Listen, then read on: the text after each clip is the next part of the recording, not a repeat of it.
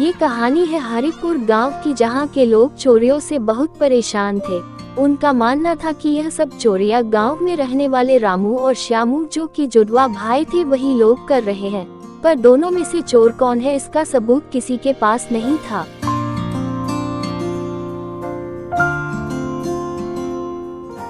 मुखिया जी, अब आप ही इसका समाधान निकालिए।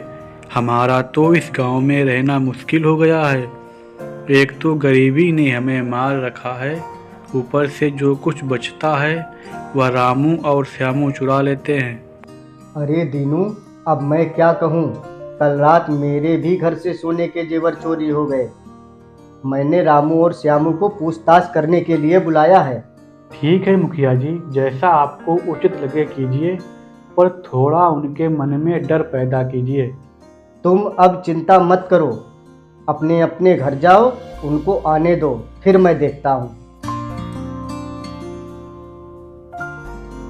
मुखिया जी, आपने हम दोनों लोगों को बुलाया था क्या?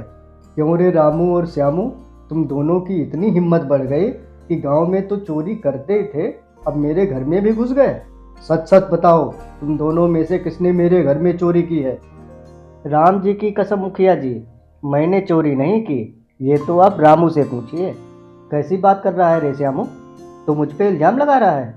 मुखिया जी, मैं ईमानदारी की रोटियां खाता हूँ। देखो रामू और श्यामू, तुम दोनों सच सच बता दो, नहीं तो मजबूरन मुझे पुलिस को बुलाना पड़ेगा। मुखिया जी, आप इसकी बात मत मानिए।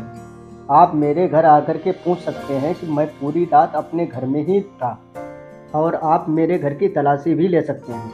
क्यों रे श्यामू, तू भी अपने घर की तलाशी लेने देगा या नहीं लेने देगा? मुखिया जी, मैं अपने घर की तलाशी क्यों लेने दूं, जब मैंने चोरी की ही नहीं है। इसका मतलब तूने ही मेरे घर में चोरी की है, इसीलिए तलाशी देने से इनकार कर रहा है। मुखिया जी, कैसी बात कर रहे हो आप? जब मैंने चोरी की ही नहीं है तो मैं अपने घर की तलाशी कैसे लेने दूं? अच्छा, तू एक बात बता, जब तूने मेरे घर में चोरी की ही नहीं है तो तू अपने घर की तलाशी देने से इनकार क्यों कर रहा है? मैंने कोई चोरी नहीं की है मुखिया जी, आप मेरा यकीन करो। अरे सोहन और मोहन, तुम दोनों यहाँ आओ। तुम दोनों जा कर के रामू और श्यामू के घर की अच्छी सी तलाशी लो, और जिनके घर में जेवर मिलता है फिर मैं उन्हें ठीक करता हूँ। मुखिया जी के आदमी रामू और श्यामू के घर की तलाशी लेते हैं, पर दोनों के घर में कुछ नहीं मिलता है। मालिक, हम लोग पूरा घर छान मारा पर कुछ नहीं मिला। ऐसा कैसे हो सकता है? जब चोरी इन दोनों में से किसी एक ने की है तो जेवर भी इन दोनों में से किसी एक के पास होना चाहिए। गांव वालों का मानना था कि चोरी रामू और श्यामू में से ही कोई करता है, पर पुख्ता सबूत न होने के कारण कोई कुछ भी नहीं कर पाता था। इस चोरी के पीछे मुझे तो लग रहा है कि चोर कोई और ही है। मुखिया जी, गांव में चोरियां रामू और श्यामू नहीं कर रहे हैं, तो फिर चोरी आखिर कर कौन रहा है? इसका पता भी बहुत जल्द ही लग जाएगा। यह एक रहस्य बना हुआ था कि चोरी कर कौन रहा है।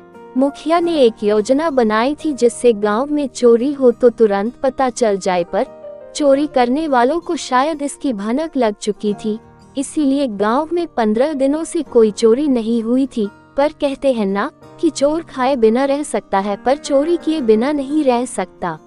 और आखिर चोर पकड़ा गया। चोर रामू और श्यामू में से एक था। आखिर तू आज पकड़ा ही गया, अभी पकड़ता हूँ इसे। और हाँ, अब तू ये मत कहना कि मैं रामू नहीं श्यामू हूँ। मुखिया जी, मैं रामू नहीं श्यामू हूँ। मुझे पता था कि तू ऐसा ही कहेगा, इसीलिए मैंने अपने आदमी तुम दोनों के घर की निगरानी के लिए लगा रखा। अब भी तू कहेगा कि तू रामू नहीं श्यामू है। मुखिया जी, मुझे माफ़ कर दीजिए, अब मैं दोबारा कभी चोरी नहीं करूँगा। लेकिन मुखिया जी, मैं आपसे एक बात पूछना चाहता हूँ कि जब आपको हम दोनों पे शक नहीं था तो फिर आपने हम दोनों के घर के पास अपने आदमी क्यों रखे थे निगरानी के लिए? वो तो मैंने योजना बनाने के लिए बोला था, ताकि तुम दोनों यह सोचो कि मेरी तुम दोनों पर से नज़र हट गई है, और तुम दोनों में से जो भी चोर होगा वह सोचेगा कि अब मैं आसानी से चोरी कर सकता हूँ। अब तेरी पूरी जिंदगी काल कोठरी में गुजरेगी। अगले दिन मुखिया ने रामू को जेल भेज दिया।